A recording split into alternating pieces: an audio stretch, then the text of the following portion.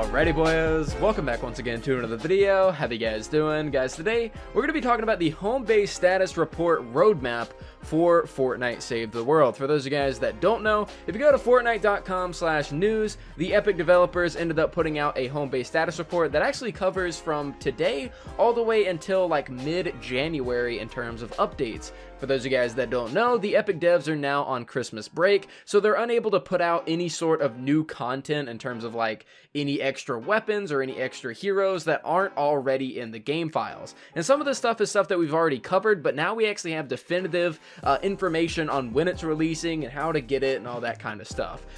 So yeah, pretty interesting video today. This came out yesterday, but I didn't actually cover it because the shark attack was like really cool. I mean, it's a rocket launcher that shoots toy sharks. I really wanted to cover that first, but today I got you guys with the Homebase status report. Now, before we do jump into it, I just want to mention one thing right quick, and that is a shout out to Ligma Fish on Twitter, who ended up using my code at gfuel.com, which is demonjoefr, and it's 30% off all the way until the end of the month. I definitely do appreciate the support, my guy, and it goes a long way to supporting the channel. But without further ado, let's go ahead and jump into it and talk about the Homebase status report. So they open up the status report by saying this: by the Fortnite team, happy holidays, commanders. We hope everyone bundles up during this frosty time of the year because winter is in full effect. You've overcome the frosty turf challenge in Frostnight, but don't freeze up out there. We've got many more weekly challenges ahead. And so, you know, basically they're going to go over the stuff that we just got in the most recent update on Wednesday. And if you guys don't want me to recover that, go ahead and skip to the timestamp on screen.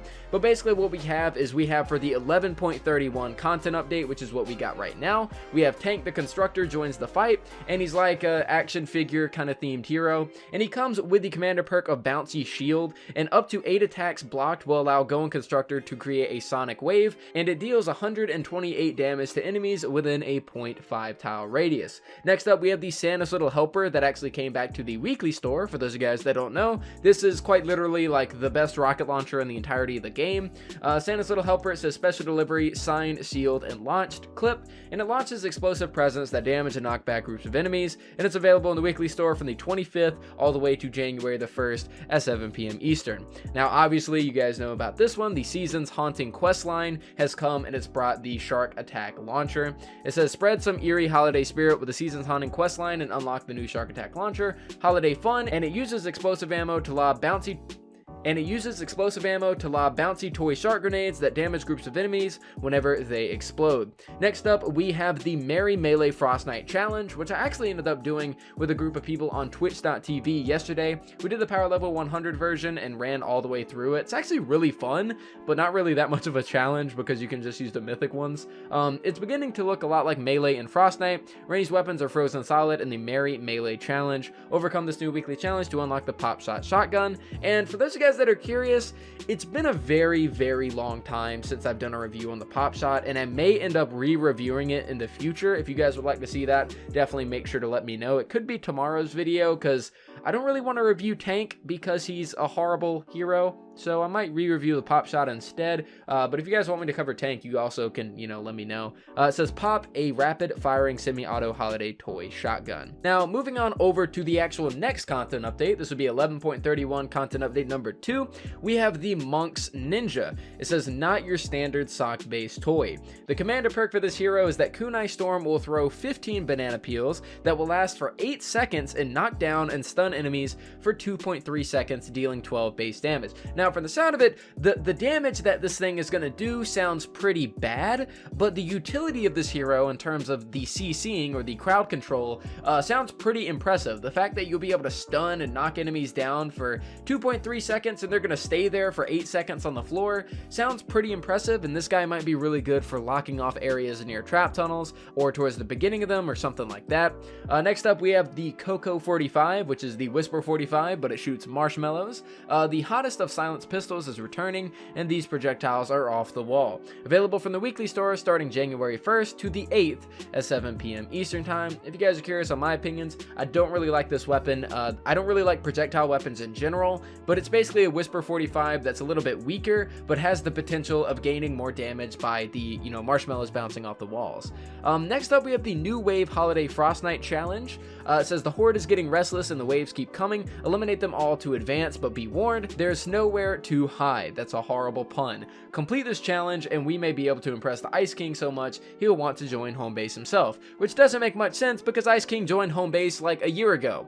So I don't know why they wrote that. But anyways, Ice King is indeed coming back, and he is my favorite constructor in the game. Basically, what he does is that enemies that are standing on a structure are snared by 15%, and enemies that damage a structure will actually get frozen for a few seconds, and it's a really, really good constructor. He's, my favorite in the entire game. I'm not saying he's the best, but he's definitely the most fun. Now, moving on, we have some really interesting stuff. We have the Compression Burster. This is a new weapon to the hydraulic set, and it's a hydraulic bow. It says, knock back the husk with the new hydraulic bow. Gains more damage, range, and velocity the longer you charge up your shot.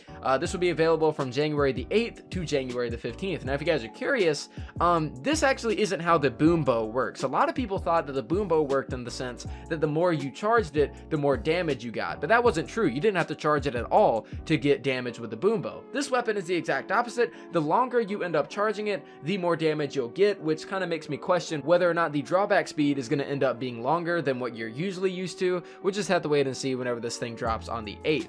Moving on, we have Zenith finally coming back to the game, and this is content update number 3.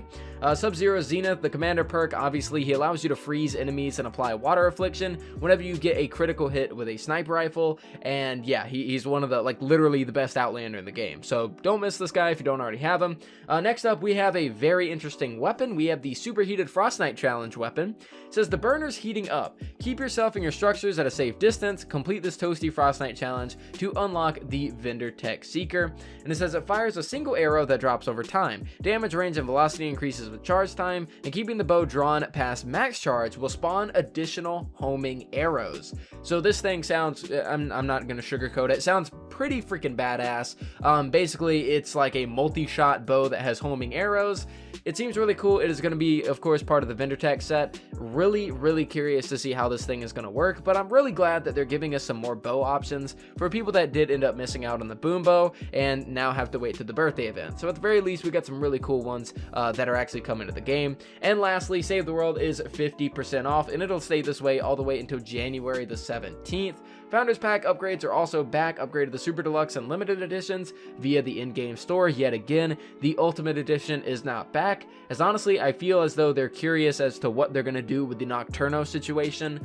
The reason they're not bringing back the Ultimate is that's kind of the only reason I can think of. The fact that the Nocturno to begin with was kind of only, there in the Ultimate Edition because it looked different from the Siegebreaker, but now that we have wraps in the game, it kind of destroys the entire purpose of the Nocturno even existing. I'm still holding out hope that they will make a Nocturno wrap, but the world may never know. But guys, that is pretty much it for this video of the Homebase status report. That is all of the content that's going to be leading all the way up into the mid of January. And yeah, not exactly the craziest of news. I would like to see some stuff about some endurance improvements and some trap and husk AI changes and stuff. And stuff concerning the locker, of course, but they're on break. They're on Christmas break. I saw some people crying about it on Reddit, and I'm like, man, they're human beings. They're on Christmas break, so this is what we got for the next few weeks, and hopefully as soon as they get back to the offices, they can update us on what exactly they're going to be doing with the game because of, the controversial changes to the traps and whatnot. A lot of people are just kind of waiting to see where that goes, and the locker being nearly completed. Very curious when that's going to be completed and actually implemented into the game. But guys, that's it for me. Thank you guys so much for watching. I really do appreciate it. Make sure to leave a like on the video if you did like it, dislike if you did not, subscribe if you're new, and I'll see you guys next time.